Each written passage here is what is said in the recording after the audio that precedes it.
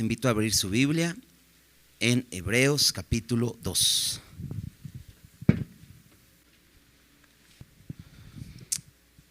¿Por qué no hacemos una oración para iniciar este tiempo? Señor, muchas gracias porque eres bueno, gracias porque tenemos la bendición, Señor, de poder venir delante de ti, adorarte, Señor, y poder levantar nuestras voces y reconocerte como nuestro Señor, como nuestro Rey, como aquel que nos amaste y diste tu vida por nosotros, Señor. Y Señor, queremos conocer tu amor un poco más, Señor. Queremos saber quién eres y tenemos tu palabra, Señor, que nos revela ampliamente, Señor, quién eres tú, Señor. Háblanos este día y revélanos quién eres y podamos conocerte más, y de esa manera entonces podamos responder a ese amor que has tenido con nosotros, Señor. Ponemos este tiempo en tus manos, pidiéndote que sea tu Espíritu Santo hablando a nuestros corazones. Te lo pedimos en el nombre de Jesús. Amén.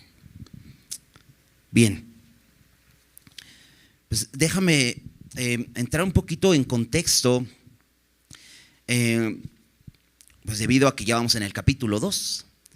Y realmente, pues yo no he estado enseñando, ¿no? Entonces me gusta ponerme en contexto y ponerlos en contexto para que podamos ir de la mano, porque el contexto de esta carta es interesante. Se llama la carta a los hebreos. Y bueno, no precisamente en general a los hebreos o al pueblo judío, sino a los creyentes judíos. Recuerda cuando inició la iglesia en Pentecostés, en Hechos 2 está narrado esto. Cuando vino el Espíritu Santo, la promesa dada por Jesús, que les dijo a sus discípulos: esperen la promesa del Padre. Cuando el Espíritu Santo vino sobre la iglesia, ahí inicia la iglesia como un cuerpo. Y es muy interesante porque lo que sucede en Hechos 2 es que en ese momento, cuando el Espíritu Santo viene, recuerdas, ahí narra como un estruendo muy fuerte viene en el aposento alto donde estaban reunidos los discípulos. Y entonces viene el Espíritu Santo sobre ellos y toda la gente que estaba alrededor sale a ver qué ocurrió. Y entonces se encuentran con un montón de personas hablando en diferentes lenguas. Y algunos no entendían lo que decía, incluso decían: están borrachos. Pedro tiene que explicar lo que está pasando y dice: esto es lo que había prometido Dios por medio del profeta Joel, que derramaría el Espíritu sobre toda carne. Y entonces empieza a predicar, y la gente que está escuchando ahí, que había salido a ver todo esto que había pasado, se convierte en 3,000 personas. Eso es increíble. Pero ¿por qué había tanta gente en ese momento en Jerusalén? En Jerusalén había tanta gente porque eran las fiestas. Y recuerdas, Jerusalén es el lugar donde Dios había escogido que estuviera el templo. Y ahí es donde iban a adorar, iban a participar de las diferentes fiestas. Bueno, ese momento ocurrió durante una fiesta. Entonces había muchos judíos en Jerusalén, no judíos precisamente que vivieran ahí, sino venían de muchos lugares. De hecho, ellos cuando se dan cuenta que lo que están hablando los discípulos son lenguajes. Y dice: venimos de muchos lugares, ¿no? De Mesopotamia, de Egipto, de diferentes lugares. Y escuchamos a cada uno de ellos hablar las maravillas de Dios. Entonces se convierten estos 3,000 judíos que están en ese lugar y se quedan en Jerusalén. Y empiezan a conocer al Señor. Tanto que empieza a haber algo muy extraño en Jerusalén, porque los creyentes judíos que vivían ahí empiezan a vender sus propiedades para que alcanzara el dinero, para que los que se quedaron ahí en Jerusalén conocieran al Señor. Entonces una gran comunidad de judíos empieza a crecer en el Señor, creyentes en Jesús. Después de eso vienen algunas persecuciones que hace que todos estos judíos tengan que salir nuevamente de ahí, y regresan muchos de ellos a sus lugares de reunión, confiando en Jesús y llevando este mensaje del evangelio. Pero como ocurre en toda la iglesia del primer siglo. Y de hecho, las cartas que tenemos en el Nuevo Testamento están enfocadas a eso. ¿Recuerdas? Pablo hablando constantemente a los cristianos gentiles, aquellos que no eran judíos pero que se convirtieron al evangelio, hablando constantemente acerca de que se cuidaran de falsos maestros que estaban enseñando a los gentiles que necesitaban judaizarse, o sea, a convertirse a la religión judía para que fueran salvos.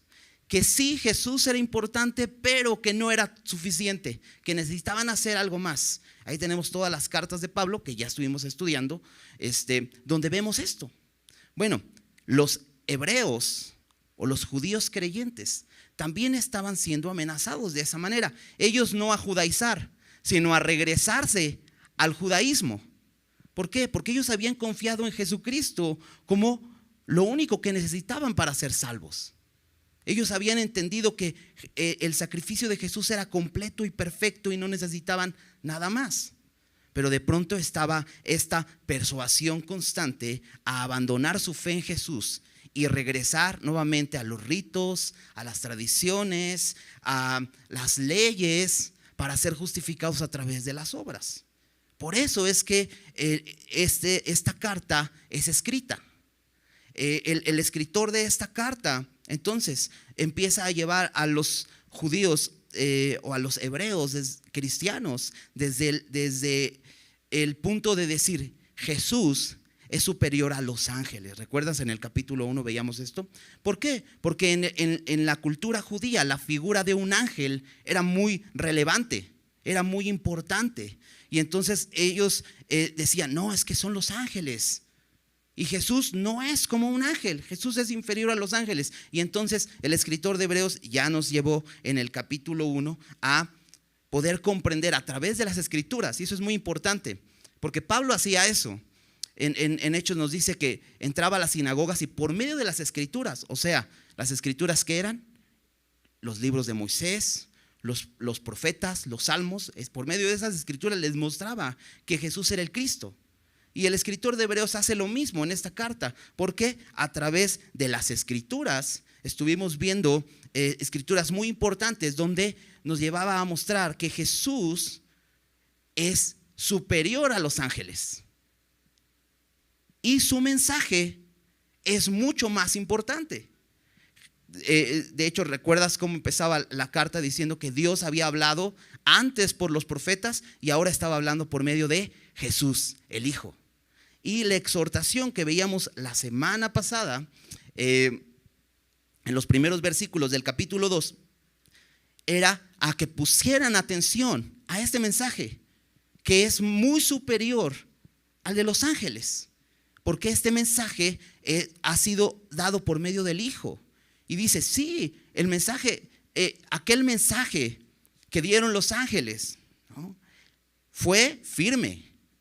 Y de hecho, quien desobedeció ese mensaje recibió retribución por eso. Entonces dice el escritor: ¿cómo crees que escaparemos si menospreciamos este mensaje, si ignoramos este mensaje que habla de la salvación solamente por gracia, por medio de la fe en Jesús? ¿Cómo crees que vamos a escapar?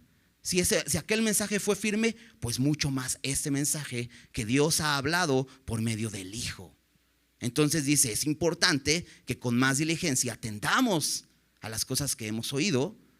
Dice: no sea que nos deslicemos otra vez y regresemos a ritos, a leyes. Ahora podrás decir: ok, ¿y eso cómo aplica a nosotros? Porque claramente no somos judíos. Bueno, hoy hay muchas corrientes que nos quieren hacer, que nos quieren llevar a que pongamos nuestra confianza en nuestras obras, y no es la obra completa de Jesús. Digo, no solamente sigue habiendo esta corriente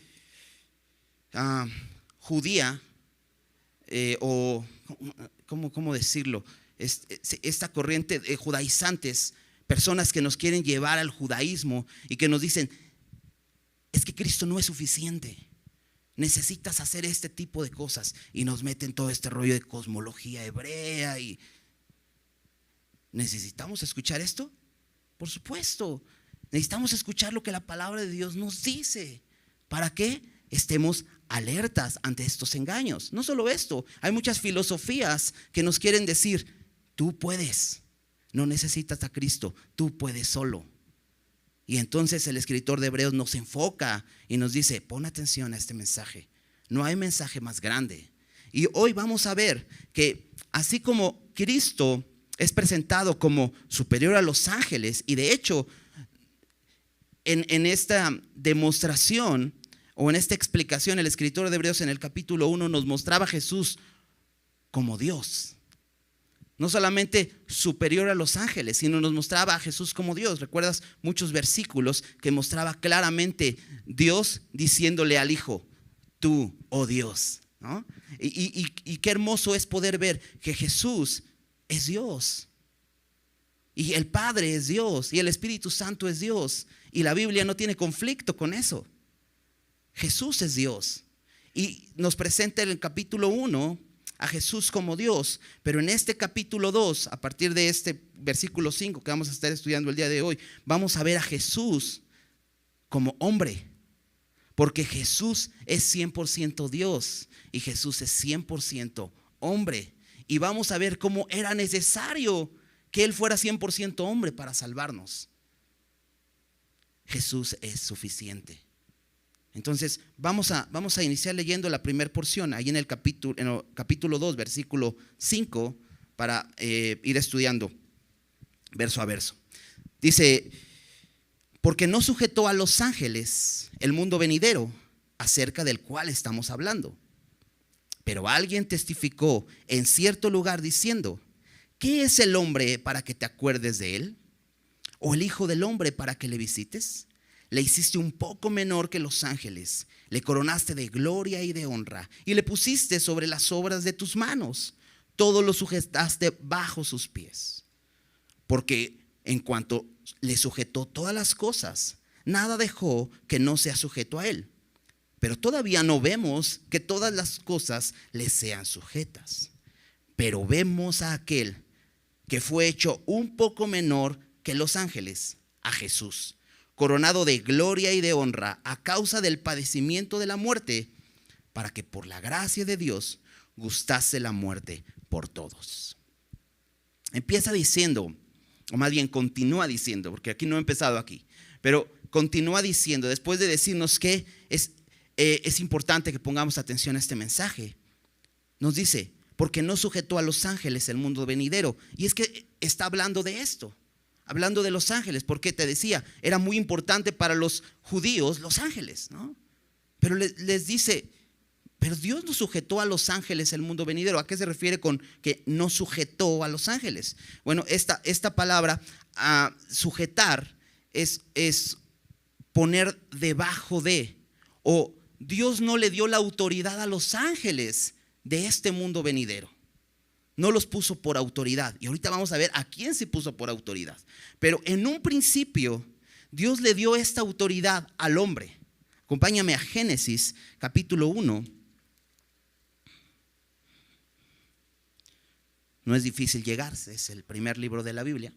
Génesis 1, versículo 28 y 29. 27 y 28. Y creó Dios al hombre a su imagen, a imagen de Dios lo creó, varón y hembra los creó. Y los bendijo Dios y les dijo: fructificad y multiplicaos, llenad la tierra y sojuzgadla. ¿Te das cuenta cómo está poniendo al hombre por autoridad?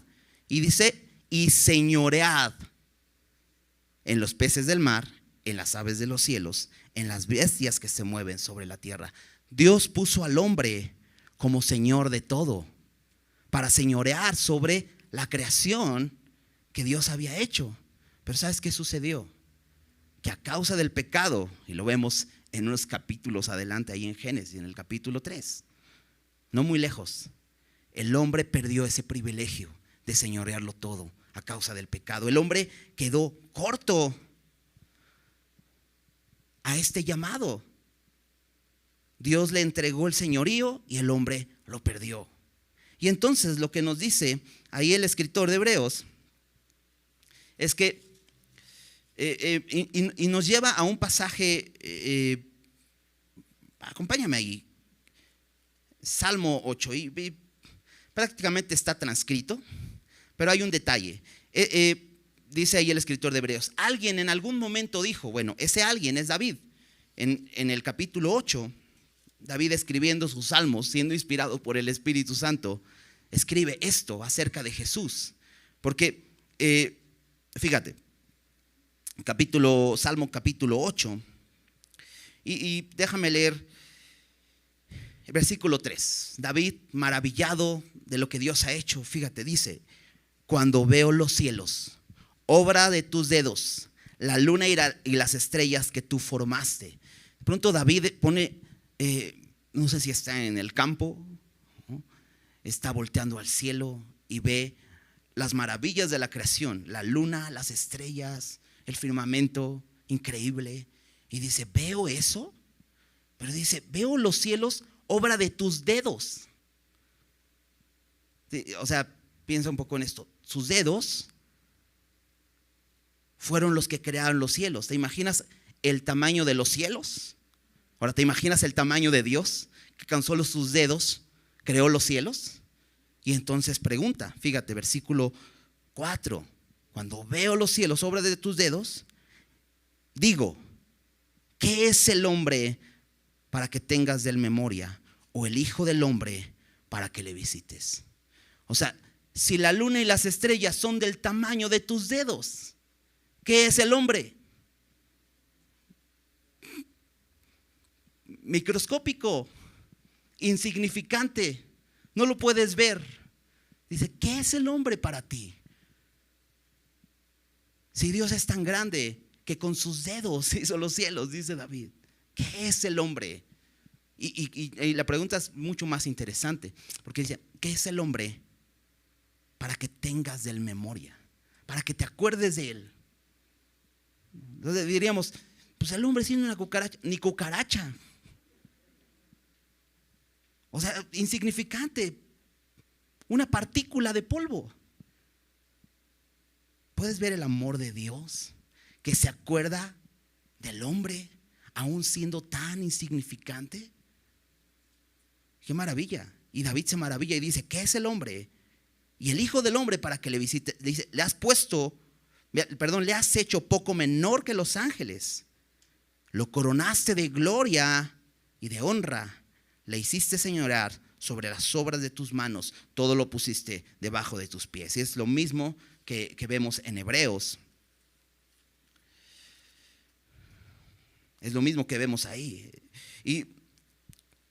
Pero dice el escritor de Hebreos: ok, le hiciste un poco menor de los ángeles, le coronaste de gloria y de honra. Y dice: todo lo sujetaste bajo sus pies. Y continúa ahí después, en el versículo 8, continúa diciendo: porque en cuanto le sujetó todas las cosas, porque dice: todo lo sujetaste bajo sus pies. Y cuando dice la Biblia todo, pues es todo.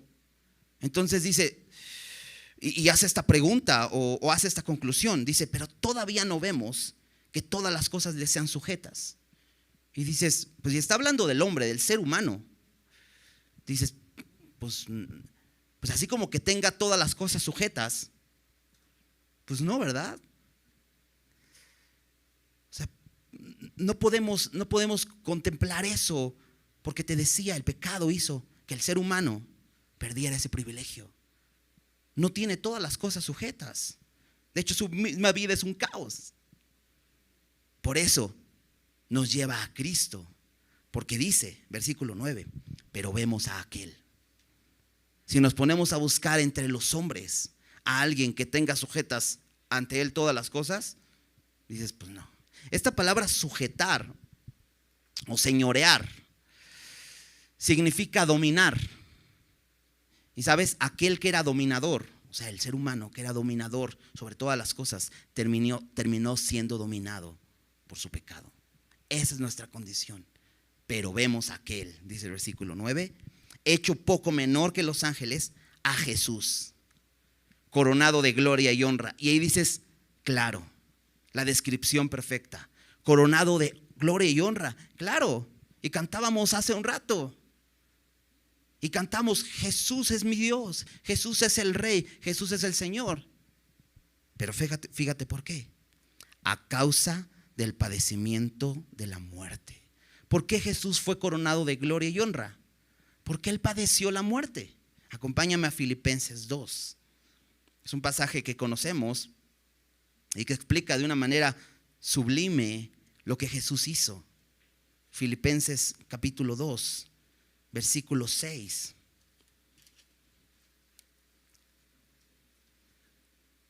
A partir del versículo 6 dice, el cual siendo en forma de Dios, está hablando de Cristo, el cual siendo en forma de Dios, no estimó el ser igual a Dios como cosa a que aferrarse, sino que se despojó. ¿Te das cuenta cómo fue algo voluntario? Se despojó a sí mismo, tomando forma de siervo, hecho semejante a los hombres. Tomó forma de un siervo, tomó forma de un hombre. Y la verdad, qué humillante para Dios, siendo tan grande que con sus dedos puede tocar las estrellas, puede tomar con sus dedos las estrellas, la luna, el sol, todo el cielo en sus dedos. Qué humillante para ese Dios tan grande hacerse tan pequeño, microscópico. Él decidió hacerlo. Se despojó a sí mismo, tomando forma de siervo, hecho semejante a los hombres, y estando en la condición de hombre. Y te decía, una condición miserable, insignificante. En esa condición se humilló a sí mismo. Otra vez, voluntario, haciéndose obediente hasta la muerte y muerte de cruz. Dios, el creador de todo, decidió hacerse obediente. Y se hizo obediente, chécate hasta dónde, hasta la muerte. Y dice Pablo, y muerte de cruz. O sea, la muerte más miserable de todas. Por lo cual, Dios le exaltó hasta lo sumo y le dio un nombre que es sobre todo nombre, para que en el nombre de Jesús, ¿te das cuenta? ¿En el nombre de quién? De Jesús, se doble toda rodilla, de los que están en los cielos y en la tierra y debajo de la tierra, y toda lengua confiese que Jesucristo es el Señor. ¿Cómo dice? Jesucristo es el Señor, para gloria de Dios Padre. Así podemos glorificar a Dios. Qué importante es esto, porque esto es básico en nuestra vida cotidiana. Jesucristo es tu Señor. Bueno, Jesús murió en la cruz y Dios le dio un nombre sobre todo nombre. Por eso vemos, regresando a Hebreos, que dice, coronado de gloria y honra a causa de el padecimiento. Jesús padeció la muerte. Y fíjate cómo dice, continúa diciendo ahí en el versículo 9, al final, para que por la gracia de Dios gustase la muerte por todos. Gracia. ¿Qué significa gracia? Gracia es un regalo inmerecido. El favor de Dios, su bondad. Para que por su bondad de Dios, dice, gustase la muerte por todos. Porque dice la palabra que la paga del pecado es muerte. Y por cuanto todos hemos pecado, estamos destituidos de su gloria, ¿verdad? Bueno, ¿sabes cuál es la gracia de Dios? Que Jesús, aquel que es superior a los ángeles, haciéndose un poco menor que los ángeles, se humilló a sí mismo haciéndose obediente hasta la muerte y muerte de cruz, para que tú y yo no muramos. Él sufrió, Él padeció la muerte por nosotros. Eso es gracia. Sin duda eso es gracia, porque merecíamos la muerte. Eso es lo que merece nuestro pecado. Y Jesús gustó la muerte por nosotros. La gracia de Dios. Y sabes, este sacrificio fue acepto. Su victoria sobre la muerte lo declara. Ahorita vamos a ver más de esto. Vamos a seguir leyendo. Versículo 10. Porque convenía a aquel por cuya causa son todas las cosas, o sea, Dios. Convenía a Dios, podríamos decir. Y por quien todas las cosas subsisten, que habiendo de llevar muchos hijos a la gloria, perfeccionase por aflicciones al autor de la salvación de ellos. Porque el que santifica y los que son santificados, de uno son todos, por lo cual no se avergüenza de llamarlos hermanos, diciendo: anunciaré a mis hermanos tu nombre, en medio de la congregación te alabaré. Y otra vez, yo confiaré en él, y de nuevo, he aquí y los hijos que Dios me dio. Así que, por cuanto los hijos participaron de carne y sangre, él también participó de lo mismo, para destruir por medio de la muerte al que tenía el imperio de la muerte, esto es, al diablo, y librar a todos los que por el temor a la muerte estaban durante toda su vida sujetos a servidumbre. Porque ciertamente no socorrió a los ángeles, sino que socorrió a la descendencia de Abraham, por lo cual debía ser en todo semejante a sus hermanos, para venir a ser misericordioso y fiel sumo sacerdote en lo que a Dios se refiere, para expiar los pecados del pueblo, pues en cuanto él mismo padeció siendo tentado, es poderoso para socorrer a los que son tentados. Dice que a Dios le convenía esto. ¿Sabes? Dios es sabio. Dios es muy sabio. Y Dios busca lo que conviene, ¿no? Y muchas veces le pedimos a Dios lo que queremos. Pero qué bueno es pedir conforme a su voluntad, ¿verdad? Porque es mejor lo que Dios cree conveniente que lo que nosotros vemos conveniente. Y fíjate lo que Dios hizo en esta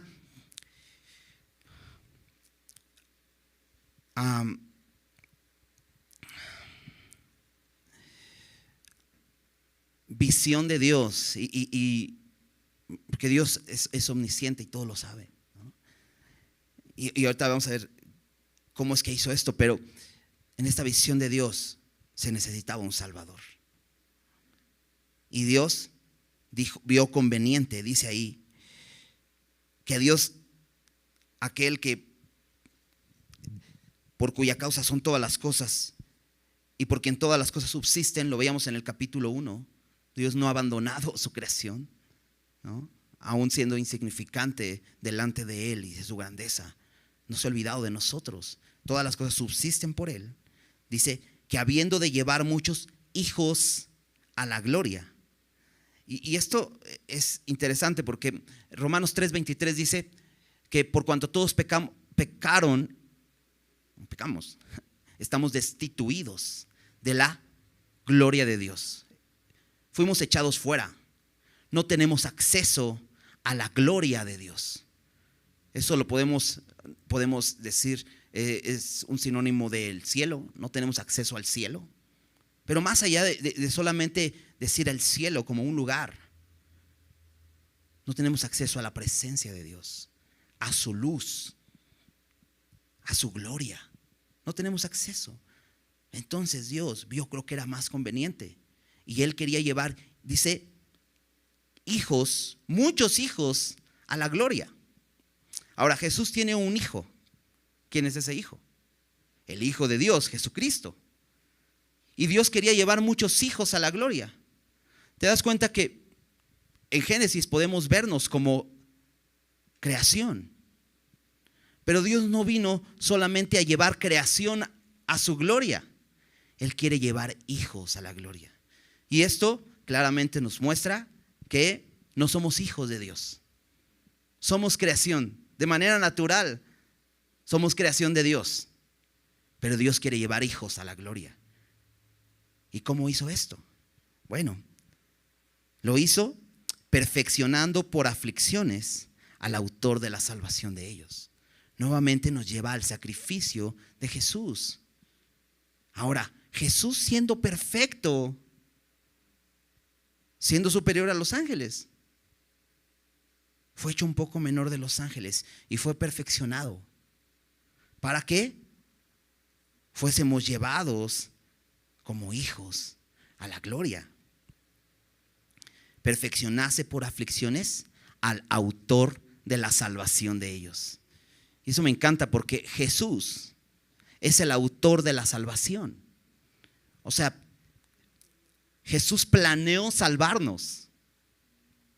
Jesús conoce nuestra miseria y Él planeó salvarnos. Pero hablando de los ángeles, pudo haber planeado una salvación por medio de ángeles y enviar a ángeles a salvarnos. Pudo haber sido autor de una salvación así, pero no era posible. No era posible. Y entonces Él mismo se hizo hombre. Él es el autor de la salvación, pero Él mismo nos salvó. No envió a un ángel a salvarnos, Él mismo nos salvó. No solo esto, dice en el versículo 11, porque el que santifica y los que son santificados, de uno son todos. No solo Jesús es el autor de la salvación y es nuestro Salvador, también es el que nos santifica. ¿Y qué significa eso? Que Dios es el que está transformándonos. Jesús mismo es el que está haciendo esa obra en nuestros corazones. ¿Te das cuenta, regresando un poco al contexto que te decía, cómo Jesús es suficiente? Y debemos estar atentos, porque hay muchas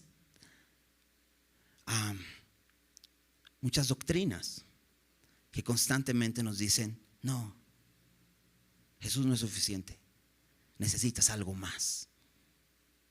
Pero ¿sabes? Aquí podemos ver, Jesús es suficiente. Dice, el que santifica y los que son santificados, de uno son todos. ¿De quién? De Dios. Por lo cual dice, no se avergüenza de llamarlos hermanos. Me encanta, porque Jesús, que es superior a los ángeles, se hizo un poco menor que los ángeles. ¿Sabes para qué? Para que nos identifiquemos con Él. Y no nos identifiquemos con Él solamente como Él un hombre y nosotros hombres, sino nos identifiquemos con Él de una manera familiar. ¿Te das cuenta? Dice, no se avergüenza de llamarlos hermanos. ¿Te has avergonzado alguna vez de tu hermano? Dices, ay, no lo conozco.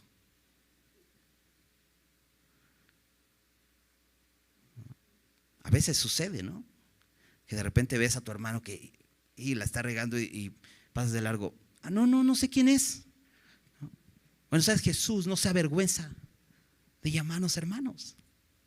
Jesús, el Hijo primogénito, unigénito del Padre, nos llama hermanos. ¿Por qué?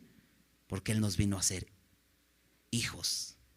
Y fíjate estos versículos en Salmo 22, versículo 22 es donde refiere este siguiente pasaje en el versículo 12, diciendo, anunciaré a mis hermanos tu nombre, en medio de la congregación te alabaré. ¿Cómo hizo esto Jesús? ¿Cómo anunció, dice aquí, a mis hermanos tu nombre? Haciéndose como uno de nosotros. Pero dice, en medio de la congregación te alabaré. Jesús vino y se hizo hombre. Y te decía, eso es humillante, pero Él lo quiso hacer voluntariamente. Y en este versículo, ¿sabes qué puedo ver? Gozo. Porque dice, en medio de la congregación te alabaré. O sea, Dios se hizo hombre, es Jesús, y vino y habitó entre nosotros. Y no dice, ay, voy a habitar entre la chusma. No, dice, en medio de la congregación me voy a reunir con ellos y ahí te alabaré. Eso habla de gozo. Eso habla de una voluntad. Jesús vino y había gozo en él. Y quería anunciar el nombre de Dios a nosotros. ¿Te acuerdas cómo empezó diciendo el escritor de Hebreos? Dios, habiendo hablado antes por los profetas, hoy ha hablado por el Hijo. Eso es lo que Jesús hizo. Vino a anunciar acerca del reino de Dios. Este mensaje al cual es importante que atendamos. Ok, acompáñame a Juan, capítulo 1. Porque Juan, en su introducción de su evangelio, él empieza a hablar del verbo. Y dice: en el principio era el verbo, y el verbo era con Dios, y el verbo era Dios. Pero acompáñame al versículo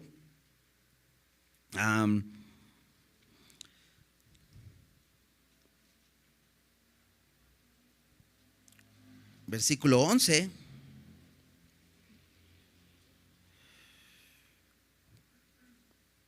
Versículo 13. No, perdón. Versículo 14. Dice: y aquel verbo fue hecho carne y habitó entre nosotros.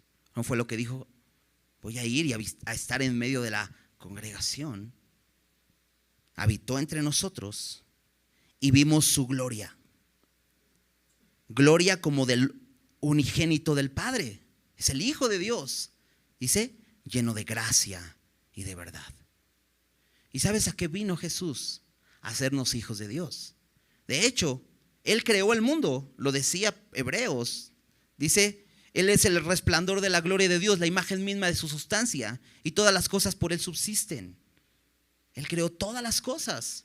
Bueno, Él mismo vino a lo suyo. Chécate en el versículo 11. Ahí en Juan. Juan 1:11 dice: a lo suyo vino. A su creación, a su mundo, al que Él hizo con sus dedos. Bueno, en Génesis vemos que lo creó con su voz, pero es tan diminuto. A ese mundo vino. Y dice: a lo suyo vino y los suyos no le recibieron.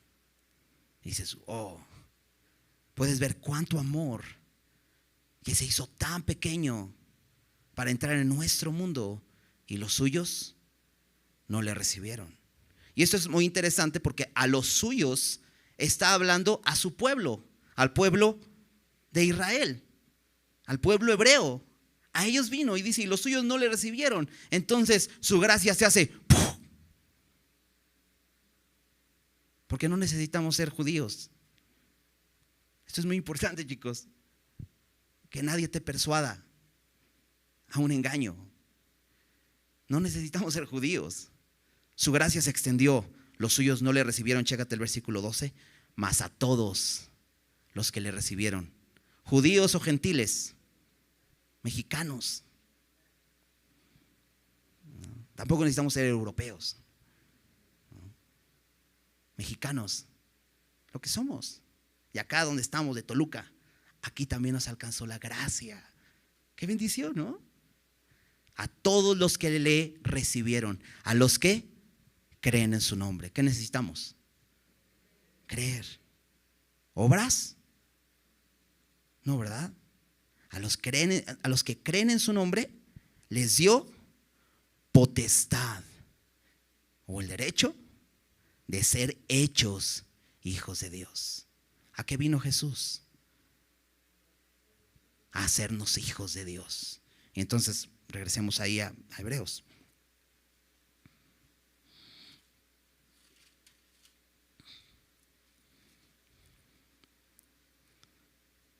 Versículo 13. Y otra vez, yo confiaré en Él. Y de nuevo, he aquí, yo y los hijos que Dios me dio.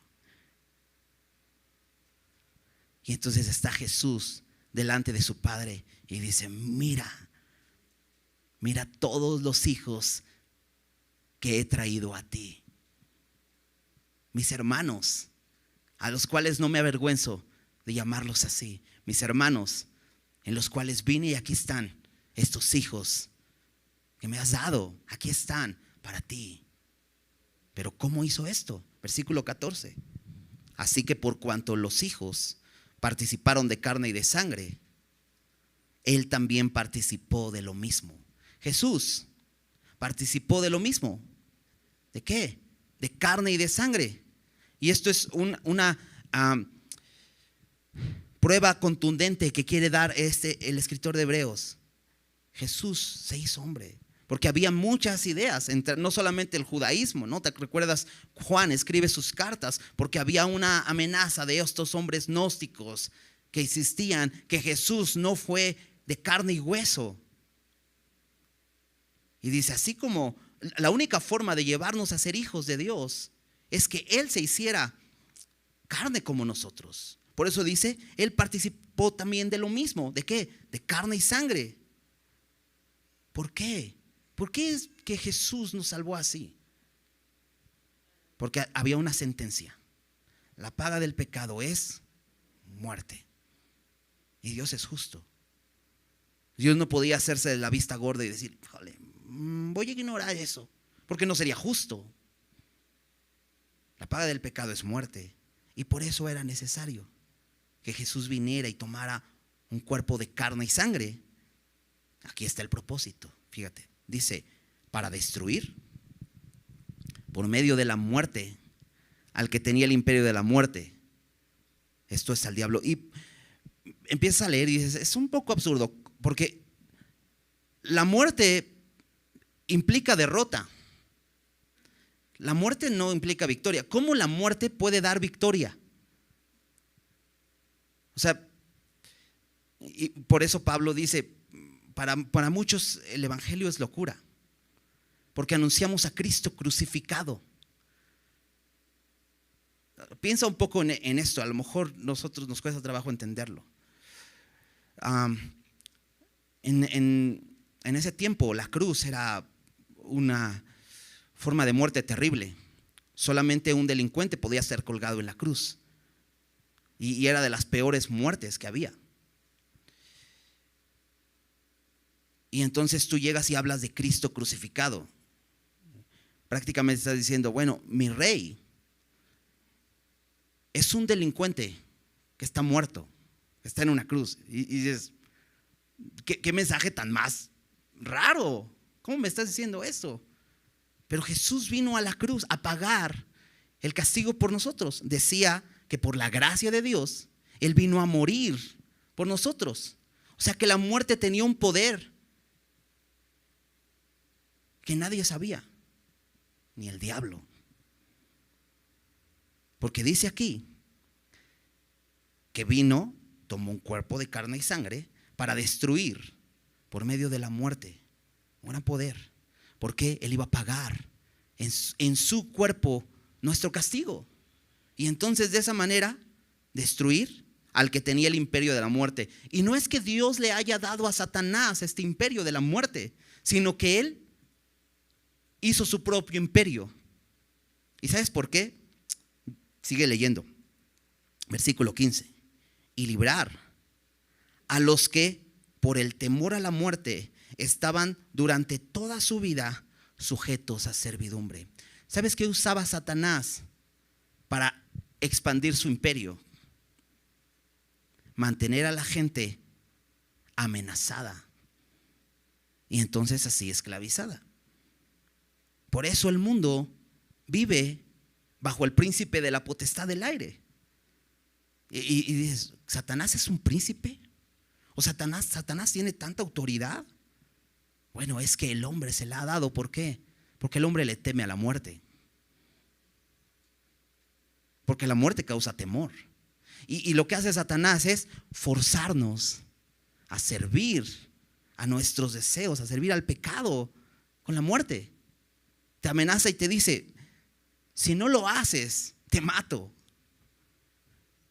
Y tú dices, ok. Y al final la paga del pecado es muerte, ¿no? Porque es un engañador. Pero así ha expandido su imperio. Pero Jesús vino y dijo, ok, yo muero por ellos. El justo por los injustos, dice su palabra, para llevarnos a Dios. El justo por medio de la muerte. La muerte del justo de Jesús, que nunca pecó, que no merecía la muerte. Entonces Él Entonces, por medio de esa muerte, Él dice, destruyó, lo acabó. No, Satanás no tiene más poder. ¿Quieres seguir amenazando? ¿Quieres seguir manteniendo a gente en esclavitud? Ahora es una pregunta. ¿Le temes a la muerte? Jesús dijo, el ladrón no viene sino para hurtar, matar y destruir. Esto lo dijo en Juan 10:10. Yo he venido para que tengan vida y para que la tengan en abundancia. ¿Sabes? Jesús vino a eso, para que no le tengas miedo a la muerte. Porque sabes, aquel que le tiene miedo a la muerte está en esclavitud. ¿Te acuerdas que te decía? Dios le dio el privilegio al hombre de señorear sobre todo, pero a causa del pecado el hombre se convirtió en esclavo. Se convirtió en un ser dominado por sus pasiones y deseos. Pero a través de Cristo, que vino a vencer la muerte, entonces el hombre hoy es libre. Si cree en Jesús y deposita su confianza solo en Jesús. En 1 Timoteo 2:5 Pablo dice, porque hay un solo Dios y un solo mediador entre Dios y los hombres, Jesucristo hombre, solo Él. No hay nadie más. ¿Qué necesitas para ser libre? Poner tu confianza en Jesús. Jesús, por medio de la muerte, destruyó a aquel que tenía el imperio de la muerte. Pero no solo destruyó a él, sino nos vino a librar. La razón no era solamente ir y destruir a Satanás. La razón de vestirse con un cuerpo humano y tomar un cuerpo de hombre, hacerse un hombre, 100% fue esta: voy a librar a aquellos que están siendo oprimidos, que por el temor a la muerte están en esclavitud. Eso es lo que hizo Jesús al hacerse hombre. ¿Te das cuenta cómo Jesús era necesario que se hiciera 100% hombre? No había otra manera. Y lo asumió y lo hizo voluntariamente por amor. Él es el autor de la salvación y Él es nuestro Salvador. Entonces, versículo 16. Porque ciertamente no socorrió a los ángeles.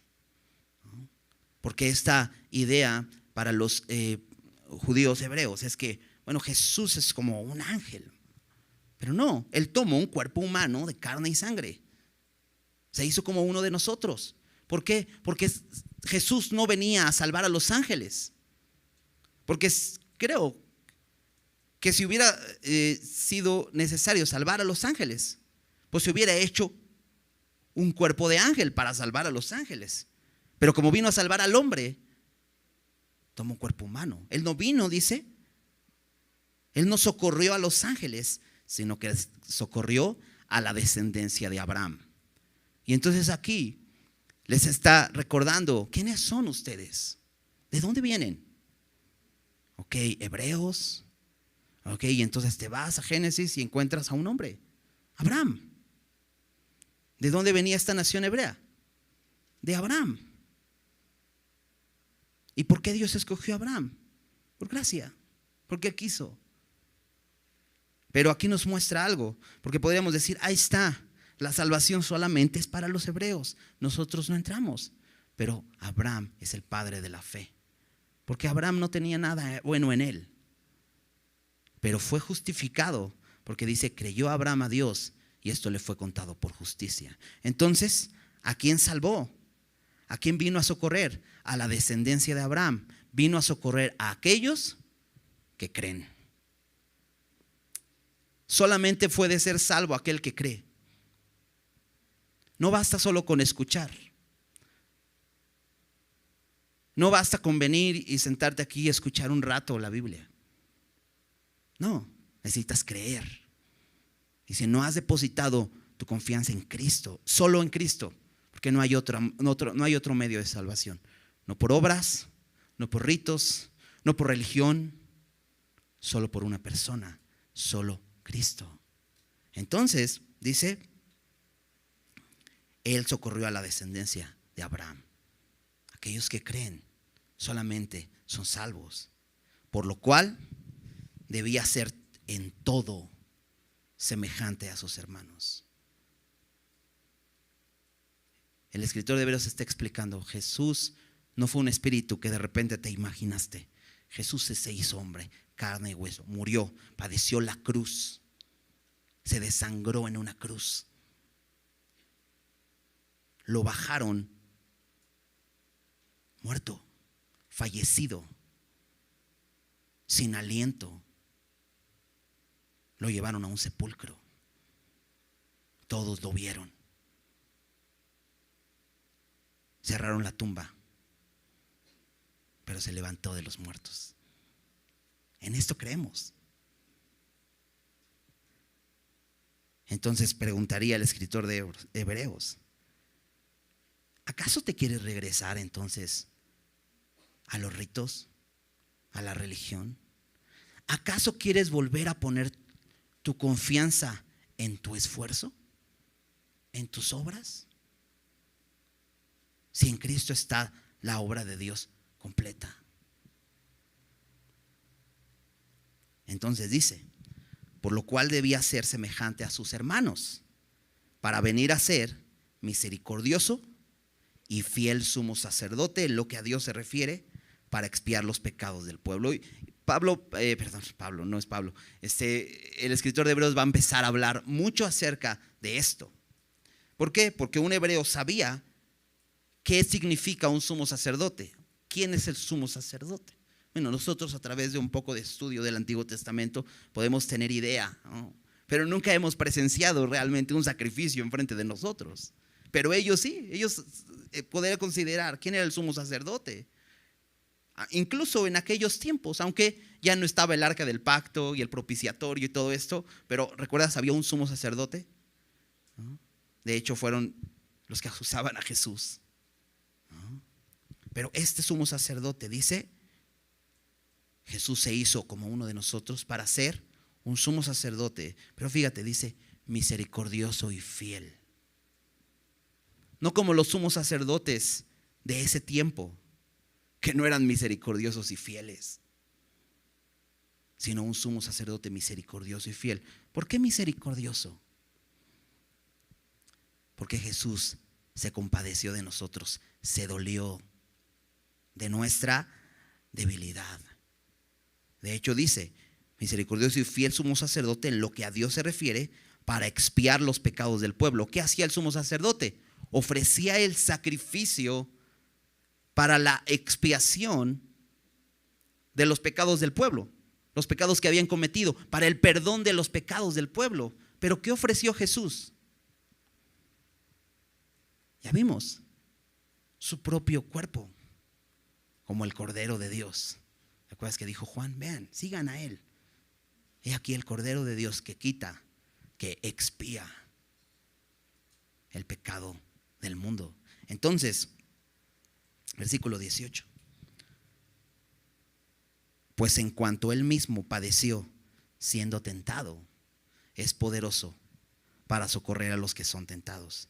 Jesús se hizo hombre, además, no solamente para vencer a la muerte, sino para que nos podamos identificar con Él. Porque podemos ver a Jesús en Hebreos 1 siendo superior a los ángeles.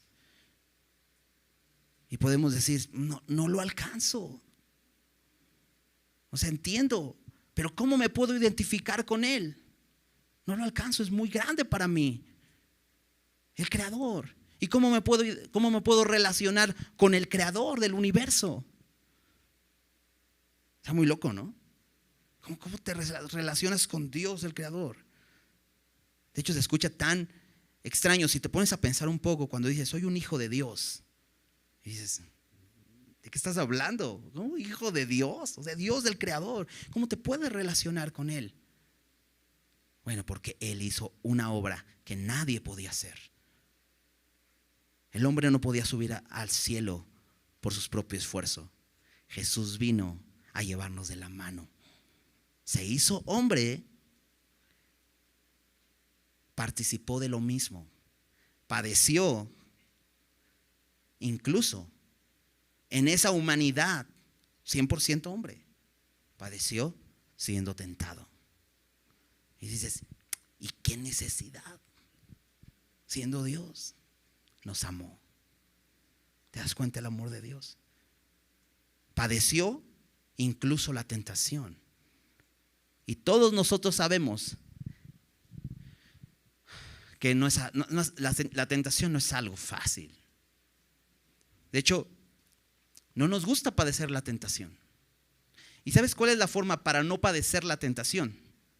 Caer en la tentación.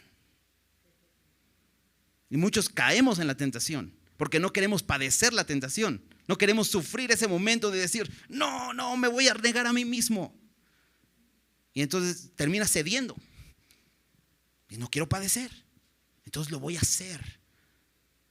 Y terminas pecando. Pero Jesús padeció la tentación. Él no pecó. Y entonces, cuando Él mismo padeció siendo tentado, dice, es poderoso para socorrer a los que son tentados. ¿Eres tentado? Y te voy a decir por qué eres tentado. Porque eres un ser humano. Porque nuestra naturaleza pecaminosa, somos atraídos hacia el pecado. Pero ¿sabes? Tenemos a Jesús, que se hizo hombre. Podemos identificarnos con Él. Dios todo lo sabe. Dios sabe qué se siente ser tentado, porque todo lo sabe, ¿verdad? Pero no solo eso. Dios lo sabe porque Él mismo fue tentado, porque tuvo una naturaleza de debilidad. Escogió hacerse débil, tomar una naturaleza humana. Por eso te decía, qué humillante para un Dios tan grande, hacerse tan pequeño y entrar en nuestro mundo tomando forma de siervo, estando en condición de hombre débil, necesitado. Y sabes, Jesús todo el tiempo en su caminar dependió de su Padre. ¿Y sabes por qué no cayó en la tentación? Porque la padeció. Y nos demostró que es posible vivir libres de pecado en medio de la tentación. Entonces, podemos acercarnos a Jesús. ¿Necesitamos algo más? No necesitamos nada más. Solo Jesús. Él es este fiel y misericordioso sumo sacerdote. Él conoce tus debilidades. Él conoce tus necesidades. Él conoce tus pasiones. Y Él dice que puede socorrerte. Entonces, la invitación es poner los ojos en Jesús. Acompáñame a terminar ahí en Hebreos 11. Hebreos 12, perdón. Y te adelanto hasta Hebreos 12. Porque es una carta larga, una carta de muchos capítulos. Pero todo el tiempo el enfoque es Jesús. Y fíjate, aquí en Hebreos 12 está concluyendo, después de hablar de muchos hombres que como tú y como yo pusieron su confianza en Jesús y que solo por fe caminaron, que había tiempo de regresar, pero que decidieron, no voy a regresar, voy a caminar hacia adelante, confío en el galardonador, confío en que Él es fiel. Caminaron, eso está en Hebreos 11, una gran historia de hombres, ¿no? De hecho dice versículo 12, por tanto, versículo 1, capítulo 12, por tanto nosotros también, teniendo en derredor nuestro tan grande nube de testigos, refiriéndose a todos estos hombres que menciona en Hebreos 11, despojémonos de todo peso y del pecado que nos asedia y corramos con paciencia la carrera que tenemos por delante. porque aún nos falta camino. ¿Y sabes qué necesitas para tu camino? Solamente una cosa, chécate, versículo 2. Puestos los ojos en Jesús. ¿Qué necesitamos para nuestro caminar? Solamente lo que ya ha sido provisto por Dios, Jesús. No necesitamos nada más. Puestos los ojos en Jesús, el autor y consumador de la fe. Y me encanta, porque siempre que piensas en Jesús, está relacionado con algo. Dice, el cual, por el gozo puesto mediante de él, sufrió la cruz, menospreciando el oprobio, y se sentó a la diestra del trono de Dios. Nuevamente, ¿te das cuenta? Coronado de gloria y de honra. Jesús. ¿Y por qué coronado de gloria y de honra? Porque sufrió la cruz. Él padeció. Podemos padecer. Nos está preparada la corona de vida. ¿En quién tenemos que poner nuestra confianza? En Jesús. No seas persuadido. La psicología de este mundo te va a decir, confía en ti mismo, tú eres un campeón, tú puedes, échale ganas. Es lo que te dice, ¿va? A diario. Ni siquiera necesitamos que vengan judaizantes a decirnos, no. Nuestra misma carne busca su propia gloria. Y cada día te levantas y dices, hoy yo puedo.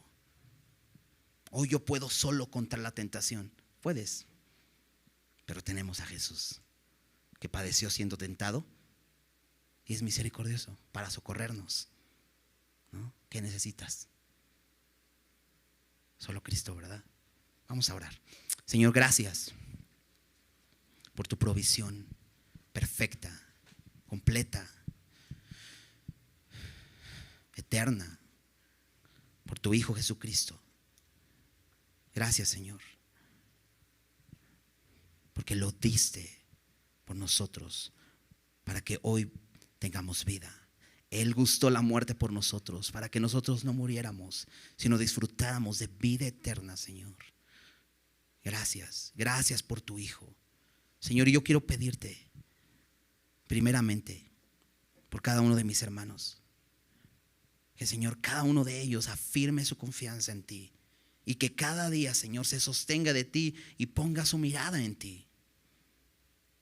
Señor, nuestro caminar es largo, pero tenemos lo que necesitamos, a tu Hijo Jesús.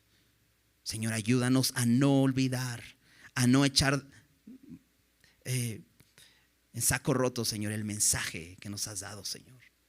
Que pongamos mucha diligencia, que pongamos mucha atención a este mensaje que hemos oído, para no deslizarnos. Señor, queremos seguir caminando contigo. Queremos afirmar nuestra fe en ti, Señor, pero también quiero pedirte por aquellos que no han depositado su confianza en ti y que siguen confiando en sí mismos y que son esclavos. Por temor a la muerte están sujetos a servidumbre.